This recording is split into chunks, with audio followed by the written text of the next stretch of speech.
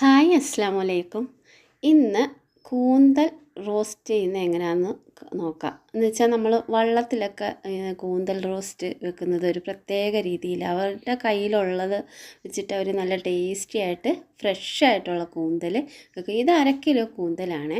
അപ്പോൾ നമുക്കത് ക്ലീൻ ആക്കി എടുത്തിട്ട് അതിലേക്ക് മഞ്ഞൾപ്പൊടിയും ഉപ്പും പിന്നെ കുറച്ച് കറിവേപ്പില അതും ചേർത്തിട്ട് നമുക്കൊന്ന് വേവിച്ചെടുക്കാവേ. പെട്ടെന്ന് നമുക്ക് ഇത് ചെയ്യുകയും ചെയ്യാം. ഒരുപാടങ്ങ് മസാല ചേർക്കത്തില്ല. പക്ഷേ നല്ല റോസ്റ്റായിട്ട് നല്ല കറിയാക്കി നമുക്ക് കഴിക്കാൻ പറ്റും, നല്ല ടേസ്റ്റി ആയിട്ട്. അപ്പോൾ അത് ആ കറിവേപ്പില കൂടി ചേർക്കണം. നല്ലൊരു മണം വരും.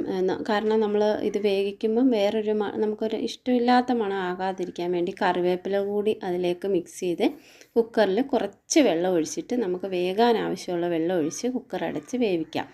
അപ്പോൾ ആ സമയം കൊണ്ട് ഞാൻ ഉള്ളിയൊക്കെ എടുത്തിട്ടുണ്ട്. 1/2 കിലോ കൂന്തലായിരുന്നു, എന്ന് വെച്ചാൽ കണവയായിരുന്നു. അപ്പോൾ നിങ്ങൾ കാണുമല്ലോ, ഒരുപാട് വലിയ സൈസ് ഉള്ളി അല്ലാത്തതിനാൽ ഞാൻ അതിൻ്റെ എണ്ണം പറയുന്നില്ല. എന്നിട്ട് കുറച്ച് നമ്മൾ ചെറിയ ഉള്ളി കൂടി എടുത്തിട്ടുണ്ട്.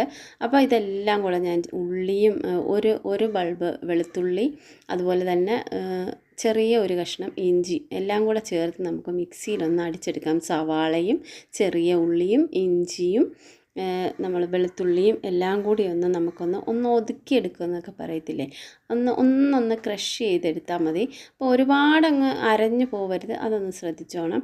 അപ്പോൾ ഉള്ളിയും തക്കാളി ഇതിൻ്റെ കൂടെ ഇടരുത്. നമുക്ക് ഉള്ളിയും സവാളയും ഇഞ്ചിയും അങ്ങനെയുള്ള ഐറ്റം മാത്രം നമുക്കിതിനോടൊപ്പം ഒന്ന് അരച്ചെന്ന് വെച്ചാൽ ഒന്ന് ഒതുക്കിയെടുക്കുക.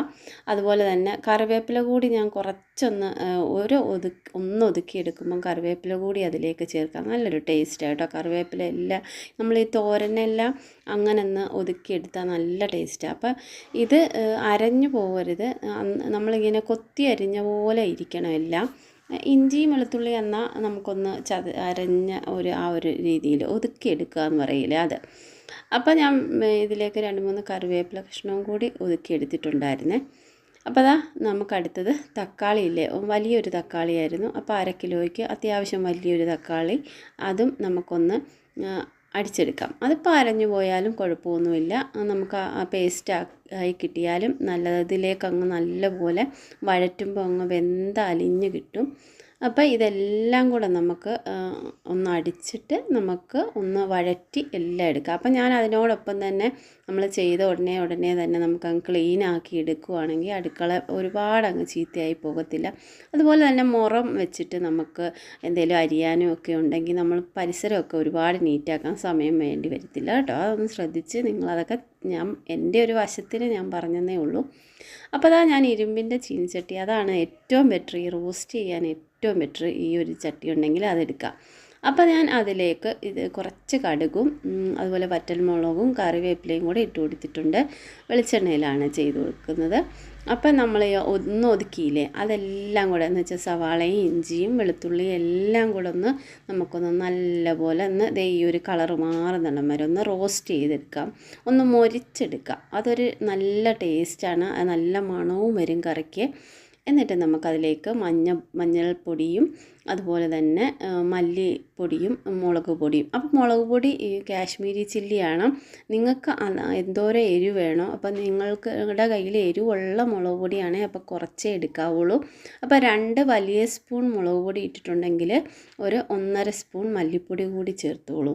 അങ്ങനെയാണ് അതിൻ്റെ കണക്ക്. മുളക് പൊടി കൂടുതലും മല്ലിപ്പൊടി കുറച്ചും എടുക്കാവുള്ളൂ, അതാണ് ടേസ്റ്റും. അപ്പോൾ എരിവ് അനുസരിച്ച് മുളക് പൊടി ചേർക്കുക.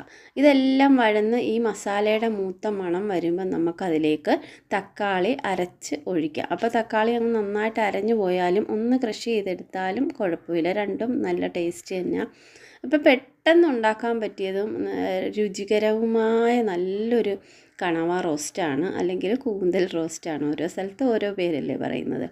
അപ്പോൾ അതിലേക്ക് നമുക്ക് ആ വേവിച്ച് വെച്ച കണവയില്ലേ അത് അതിലേക്ക് ഇട്ട് കൊടുക്കുക. അപ്പോൾ ഇതിൻ്റെ വെള്ളമുണ്ട്, ആ ചാറോടുകൂടി തന്നെ നമുക്ക് ഒഴിച്ച് കൊടുക്കണം. ചാറ് കോരി ഇത് സെപ്പറേറ്റ് ആക്കി ഒരിക്കലും എടുക്കരുത്. അതിൻ്റെ ആ ചാറിറങ്ങിയത് തന്നെ നമുക്ക് ആ റോസ്റ്റിൽ ഇങ്ങനെ കിടന്ന് നല്ല തിളച്ച് നല്ല ഈ സവാളയൊക്കെ വെന്തലിഞ്ഞ് വേണം നമുക്ക് ഈ കറിക്ക് ടേസ്റ്റ് കൂട്ടാൻ. വേറെ ഒരുപാട് അങ്ങ് മസാലകൾ വാരിയിട്ടാലും ഈ ഒരു ചാറ് അതിലില്ലെങ്കിൽ നമുക്ക് ടേസ്റ്റ് കിട്ടത്തില്ല. അപ്പോൾ അതിൻ്റെ ഇടയ്ക്കൂടെ ഞാൻ പാവയ്ക്ക തോരൻ വയ്ക്കുന്നുണ്ട്, തക്കാളി ചാറ് വെക്കുന്നുണ്ട്, ഇതിൻ്റെ ഇടയ്ക്കൂടെ ഇതെല്ലാം ചെയ്യുന്നുണ്ട്. പക്ഷേ ഇതിന് നല്ല ടേസ്റ്റാണ്. കണവ റോസ്റ്റ് ഒരു തക്കാളി ചാറും ഉണ്ടെങ്കിൽ നല്ല ടേസ്റ്റാണ് ചോറുണ്ണാനും അതുപോലെ ചപ്പാത്തിക്കും എല്ലാം പറ്റിയ ഒരു കറിയാണ്. അതുപോലെ നല്ല അത്യാവശ്യം നല്ല മസാലയും കാണും. നമ്മളെല്ലാം അരച്ചല്ലേ എടുത്തത്, അതുകൊണ്ട് നല്ല അത്യാവശ്യം നല്ല മസാല ചേർത്ത നല്ലൊരു കറിയാണെന്ന് വെച്ചാൽ ചാറല്ല, റോസ്റ്റ് ചെയ്ത പോലെ തന്നെ.